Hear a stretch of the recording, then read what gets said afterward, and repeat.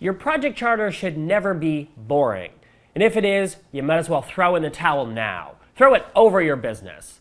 Hi there, I'm Phil Pallen. I'm a consultant and a lover of all things pretty. So today, I'm going to help you make your project charter sparkle. Project charters are important. They help you focus. They help you structure your project, and that makes it a little bit easier for you and I and everyone else to know what the heck is going on.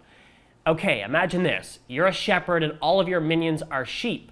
Your project charter is like that curved stick, you know the one I'm talking about? That biblical shepherds hold to guide the sheep. You want that.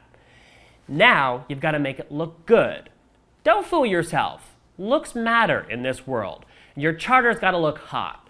Keep in mind that there's going to be a lot of text. It's a charter. So you want to use graphic elements to your advantage, like headers, a flow chart, graphs. You want to break up the monotony of plain text. Now, if you're working in a word processor like Microsoft Word or Pages, don't be afraid to play around with the tools to achieve exactly that. You can use an online platform as well, like Google Docs or an app for flowcharts. There's a lot of them out there. You can also still have success even if you're not a graphic designer or a creative type like me. Good font choices and a few splashes of color will go a long way. Get your rough draft down first, then experiment with ways to make it pop off the page. Or, worst case scenario, you become best friends with a savvy, graphically gifted person like me. Your choice. Giving you my take on making your project charter come alive with graphs, I'm Phil Pallen.